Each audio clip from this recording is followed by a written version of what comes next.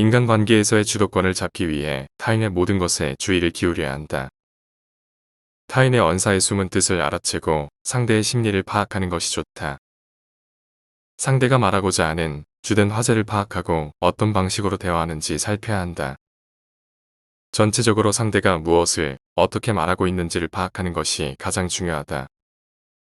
다른 사람을 쉽게 판단하지 말고 천천히 상대가 어떤 일들을 해왔는지 관찰해야 한다.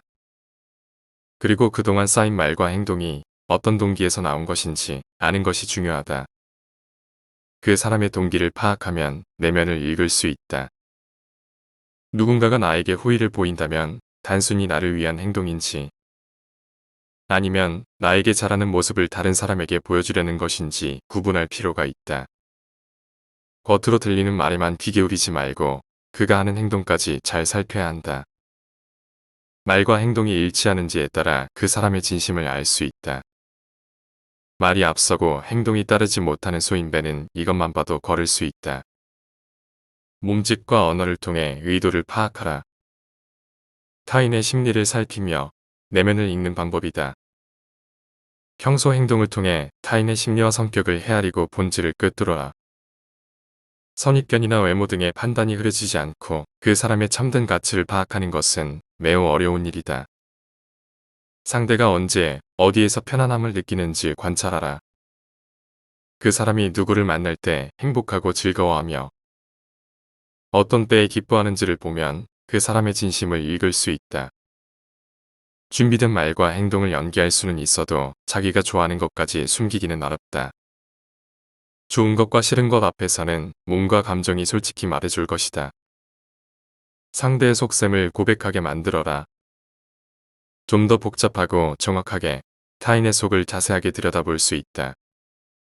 상황을 일부러 만들어 표정으로 자연스럽게 속마음을 표출하도록 하는 것이다. 핵심은 아무렇지 않은 척 상대가 눈치채지 못하게 미끼를 던져 전략적으로 이종을 떠보는 것이다.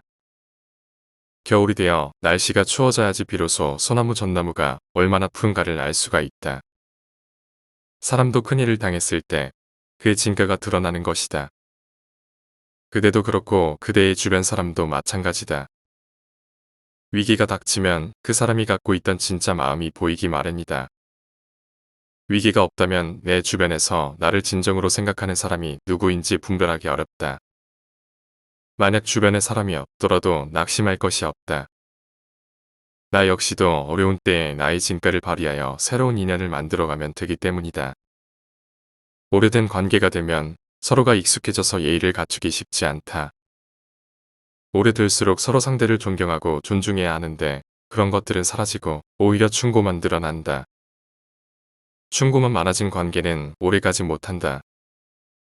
반대로 너무 친절하게만 대한다면 오히려 상대는 부담으로 느끼며 거리를 둘 것이다. 이렇듯 너무 지나치지 않으면서 서로가 신의를 지켜야만 한다. 내가 친구에게 믿을 만한 사람인가를 점검해보고 그 다음에 친구를 믿을 수 있는지 확인하는 것이다. 그러면 친구 사이에 어려움은 없을 것이다. 말만 번지르르하게 잘하는 사람은 절대 가까이서는 안 된다. 그런 사람은 탐하는 것이 많기 때문에 행동보다 말이 먼저 앞선다. 경솔하게 망언을 자주 하는 사람 역시 똑같다. 그런 사람은 많은 혼란을 일으킬 수 있으니 조심해야 한다. 문제를 일으키면 한 사람의 문제로 끝나지 않고 일이 점점 더 커져서 본인 자신도 감당할 수 없게 된다. 말 많은 사람 역시 가까이 하기를 피해야 한다. 말이 말을 만들고 말은 자기도 모르게 계속 나와서 결국 자신이 무슨 말을 하는지도 모르게 된다. 이렇게 말이 많은 사람은 어이없는 행동을 하기 쉽다. 자기보다 못한 사람을 친구로 사귀지 말라. 자기의 부족한 점을 알려줄 수 있는 사람을 가까이 두는 것이 좋다. 신의가 없이 충고만 하면 사이는 멀어지게 될 테니 서로 간의 충고는 신뢰를 먼저 충분히 쌓은 다음 조심스럽게 하여라. 그렇게 된다면 친구는 스승이 된다. 그렇다고 지금 있는 친구들을 무시해서도 안 된다. 지금 있는 사람들과 오래 지내다 보니 나보다 부족하다는 생각이 들었던 경험이 있었는가? 그건 자신이 지금 교만하다는 증거이다. 그 어떤 사람이라도 나보다 나은 점이 있다. 단지 나의 교만이 눈을 가려서 못 찾았을 뿐이지 장점은 있다. 군자는 상대방의 장점이 더욱 커지도록 칭찬하고 결점은 점점 줄일 수 있도록 엄중하게 충고한다. 소인은 그 반대다. 시기 질투 때문에 상대방의 장점을 무시한다.